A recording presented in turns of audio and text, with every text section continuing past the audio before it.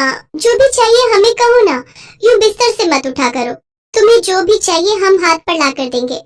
मेरी बच्ची, तेरे बाबा के जाने के बाद तूने अकेले सारे घर की जिम्मेदारी संभाल ली है। तू घर के साथ साथ बाहर का काम भी अकेले ही संभालती है। माँ, मेरी चिंता छोड़ दो, अब मैं बड़ी हो गई हूँ और बचपन में तूने भी तो मुझे और मोनू को पाला है, हमारा ख्याल रखा है, तो अब हमारी बारी है तेरा ख्याल रखने की। ये कहकर निशा अपनी माँ के गले लग जाती है। निशा लोगों के घरों में काम करके अपनी रोजी रोटी चलाती है। पहले ये काम उसकी माँ करती थी, लेकिन उसकी माँ की तबीयत कुछ साल से ठीक नहीं रह रही थी। तब से वही ये सब काम करती थी और उसका 7 साल का छोटा भाई मोनू घर में रहकर अपनी माँ की देखभाल करता था। एक रोज निशा सेठ जी के घर काम कर रही थी, तभी सेठ जी उसे बुलाते हुए कहते हैं, निशा, इसमें प्याज के समोसे हैं, इसे जल्दी से चाय के साथ प्लेट में डालकर ले आओ। उस प्याज के समोसे से बेहद ही अच्छी स्वादिष्ट महक आ रही थी। निशा सेठ और सेठानी को ले जाकर वो चाय और प्याज के समोसे देती है, जिन्हें वो दोनों बड़े ही चाव से खा रहे थे।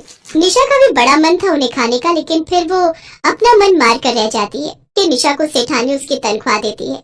उन पैसों को लेकर निशा बाजार जाती है।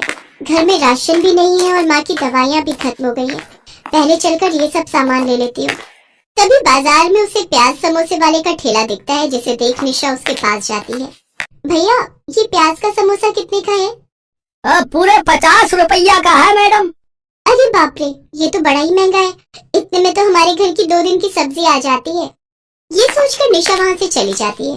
फिर वो राशन और दवाएं खरीद कर घर आती है तो उसकी नजर मंडी में सड़क पर फेंके हुए बेकार प्याज की ओर जाती है। वो उनमें से कुछ प्याज उठाती है और अपने घर के आंगन में लाकर बो देती है। फिर कुछ महीनों में ही उसके आंगन में प्याज उगने लगते हैं, जिसे देख निशा बहुत खुश होती है। अरे वाह, इतनी सारी प्याज उग गई, अब मैं इन्हें बाजार में बेचूंगी और उससे पैसे कमाऊंगी।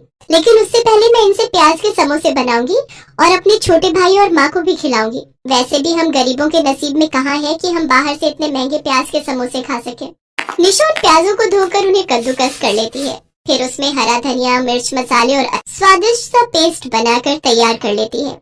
फिर जल्दी से उन्हें समोसे में भरकर गर्मा गर्म समोसे बना लेती है और टमाटर की चटनी के साथ अपनी माँ को खाने को देती है, जिसे खाकर उसकी माँ उससे कहती है, वाह निशा, ये तो बहुत ही स्वादिष्ट है। इससे स्वादिष्ट चीज मैंने आज तक नहीं खाई। हाँ दीदी, ये तो बहुत ही स्वादिष्ट है। आज तो सचमुच मजा ही आ गया। आपके हाथों में तो जादू है। दीदी, मैं दावे के साथ कह सकता हूँ, आपके जैसे स्वादिष्ट समोसे तो पूरे बाजार में कोई नहीं बना पाता होगा। अरे मैं तो कहता हूँ, आप ये समोसे बाजार में ले जाकर बेचो ना, देखना अभी के अभी खत्म हो जाएंगे। अपने भाई के मुंह से ये बात सुनकर निशा के दिमाग में एक आइडिया आता है। फिर वो अगले दिन सेठ जी के काम से छुट्टी लेती है और घर पर रहकर ढेर सारे प्याज के समोसे बनाती है और फिर उन्हें लेकर बाजार में बेचने निकल जाती है। प्याज के समोसे ले लो, गर्मा गर्म प्याज के समोसे, वो भी टमाटर की चटपटी चटनी के साथ, सिर्फ और सिर्फ 30 रुपए में। क्या? प्याज के समोसे, वो भी 30 रुपए में? कहीं तुम कुछ गड़बड़ तो नहीं कर रही हो, जो इतना सस्ता बनाकर बेच रही हो? नहीं साहब, आप खाकर तो देखो, उसके बाद ही कोई फैसला लेना। उस ग्राहक ने जैसे ही अपने मुंह में वो समोसा डाला तो वो तो जैसे उसके स्वाद में खो ही गया। वाह वाह वाह वाह वाह, क्या स्वाद है। मुझे तो तुम 2 प्लेट और लगा दो और 2 प्लेट पैक भी कर दो। मेरे बच्चे तो इन्हें खाकर खुशी हो जाएंगे। हाँ। ग्राहक के मुंह से अपनी तारीफ सुनकर निशा बहुत खुश होती है। धीरे धीरे उसके पास ग्राहकों की लाइन लगनी शुरू हो जाती है। अब उसके पास खूब ग्राहक आने लगते हैं। अब वो सेठ जी का काम छोड़ देती है और अपने समोसे प्याज के व्यापार को ही आगे बढ़ाती है और अब वो खूब कमाई करने लगती है। फिर कुछ ही महीनों की मेहनत से वो इतना अच्छा कमा लेती है कि उन पैसों से वो अपनी माँ का एक अच्छे से अस्पताल में इलाज करवाती है। साथ ही वो अपने लिए अच्छा सा घर भी ले लेती है, जिसमें अपनी माँ और भाई के साथ रहने लगती है। गांव में किशन और मदन नाम के 2 भाई रहते थे। किशन पैसे वाला था, जबकि मदन गरीब था। किशन एक ढाबा चलाता था। पहले मदन और किशन दोनों ही मिलकर ढाबा चलाते थे, पर जब ढाबा अच्छा चलने लगा तो किशन ने मदन को अपने घर और काम से अलग कर दिया। मदन सीधा साधा था, इसलिए कुछ नहीं बोला। मदन ने शुरू से ही खाना बनाना सीखा था, इसलिए उसने अलग होने के बाद एक छोटे से ठेले पर कढ़ी चावल बेचना शुरू कर दिया। गांव में किशन का ढाबा होने की वजह से मदन के कढ़ी चावल का ठेला ज्यादा नहीं चलता था। मदन दयालु स्वभाव का था। वो गरीब और भूखे लोगों को भोजन मुफ्त में ही खिला दिया करता था। मदन की बेटी रूपा के पैर में चोट आ गई थी, जिस कारण वो ठीक से चल नहीं पाती थी और उसका इलाज शहर में ही हो सकता था, जिसके लिए मदन को 2 लाख रुपए की जरूरत थी। पर मदन के पास इतने पैसे नहीं थे कि वो अपनी बेटी का इलाज करा सके। इस बात को लेकर वो बहुत परेशान रहता था। क्या करूं? शहर के डॉक्टर ने बोला है कि रूपा का इलाज जितनी जल्दी होगा पैर उतनी जल्दी ठीक हो जाएगा। अगर देर हो गई तो उसका पैर हमेशा के लिए खराब हो जाएगा। एक बार किशन भैया से बात करके देखता हूँ, शायद वो थोड़ी मदद कर दे। मदन अपने भाई से इस बारे में बात करने के लिए जाता है। पागल हो रहा है क्या? 2 लाख रुपए कोई छोटी रकम थोड़ी होती है। एक तो पहले ही मेरा ढाबा ठीक से नहीं चल रहा, घर में बड़ी दिक्कत चल रही है, और फिर तू तो कड़ी चावल का ठेला लगाता है। तेरी कमाई नहीं होती क्या जो मुझसे मांगने के लिए आ गया? किशन अभी मदन पर गुस्सा हो ही रहा था कि तभी एक बूढ़ा व्यक्ति किशन के ढाबे पर आता है। भैया कुछ खाने को दे दो, बहुत भूख लगी है। भगवान तुम्हारा भला करे। लो, एक मांगने वाला पहले आया, दूसरा मांगने वाला बाद में आ गया। जब देखो मेरे ढाबे पर भिखारियों की भीड़ लगी रहती है। मेरे ढाबे से फूटी कौड़ी तो क्या, एक निवाला भी किसी को नहीं मिलेगा। चलो जाओ यहाँ से। मदन समझ गया था कि कहीं न कहीं किशन ये सब उसे ही सुना रहा है। वो निराश हो जाता है। बूढ़ा व्यक्ति भूखा ही वापस जा रहा था, तभी मदन उसे आवाज लगाता है। अरे बाबा रुको, पास ही में मेरा ठेला है, वहाँ पर चलो, मैं कुछ खिलाता हूँ। मैं अपना ठेला लेकर वापस घर ही जा रहा था। ये कड़ी चावल है, ये तुम खा लो और अपने घर भी लेते जाओ। जीते रहो बेटा, भगवान तुम्हें जीवन की हर खुशी दे। कड़ी चावल को देखकर बूढ़ा व्यक्ति बहुत खुश होता है और मदन को दुआएं देता हुआ चला जाता है। मदन के मन में रूपा को लेकर बहुत चिंता थी।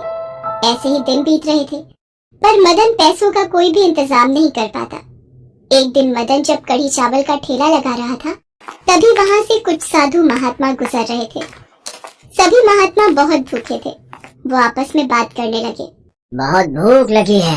हम साधुओं को देखकर उस ढाबे वाले ने मुफ्त में भोजन खिलाने के लिए साफ मना कर दिया। एक बार इस कड़ी चावल के ठेले वाले से पूछते हैं, शायद ये हमारी कोई मदद कर दे। हाँ हाँ, पूछ कर देख लेते हैं, नहीं तो भूखे ही मंदिर की ओर बढ़ जाएंगे। बेटा बहुत भूख लगी है, क्या तुम हमें कुछ खिला सकते हो? हाँ हाँ महात्मा जी, ये तो मेरा बहुत बड़ा सौभाग्य है कि आप मुझ गरीब के ठेले के कड़ी चावल खाओगे। आप सब यहाँ बैठो, मैं आप सबके लिए कड़ी चावल की प्लेट बनाता हूँ। मदन सभी साधुओं के लिए बढ़िया तरीके से कड़ी चावल तैयार करता है। मदन के ठेले की कड़ी चावल खाकर साधु महात्मा तृप्त हो जाते हैं। तुम सचमुच बहुत दयालु हो, पर तुम कहीं ना कहीं किसी शंका में हो। हमें अपना दुख कहो। मदन उन साधुओं को अपनी परेशानी बताता है।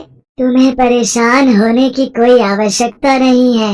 हम तुम्हें एक ऐसा मंत्र बताते हैं जिसकी सहायता से तुम जब भी कड़ी चावल बनाओगे तो वो दुगने हो जाएंगे और उनका स्वाद भी बहुत बढ़िया हो जाएगा। इससे तुम्हारी बिक्री शुरू हो जाएगी। तुम आराम से अपनी बेटी रूपा का इलाज शहर में करवा सकते हो। पर तुम्हें एक बात का हमेशा ध्यान रखना है, तुम्हें रोजाना अपने ठेले से 100 गरीब और लाचार लोगों को कड़ी चावल मुफ्त में खिलाने होंगे। आपका बहुत बहुत शुक्रिया, मैं इस बात का ध्यान रखूंगा। उन साधु महात्माओं का दिया मंत्र पढ़कर उस दिन से मदन कढ़ी चावल बनाने लगा। मदन के कढ़ी चावल इतने स्वादिष्ट होते थे कि आसपास के सभी गांव और शहर के लोग भी उसके पास कढ़ी चावल खाने के लिए आते थे। मदन 100 गरीबों को भी अपने ठेले से रोजाना मुफ्त में कढ़ी चावल बांटता था। धीरे धीरे मदन की बिक्री बढ़ गई। अब उसके पास लोग भी ज्यादा आने लगे थे, इसलिए उसने धीरे धीरे कढ़ी चावल की एक बड़ी दुकान खोल ली। मदन के पास इतने पैसे जुड़ गए थे जिससे उसने अपनी बेटी रूपा के पैर का इलाज भी करवा लिया और वो फिर से चलने और स्कूल जाने लगी। बापू देखो, मैं फिर से चल सकती हूँ। बापू मेरा पैर बिल्कुल ठीक हो गया।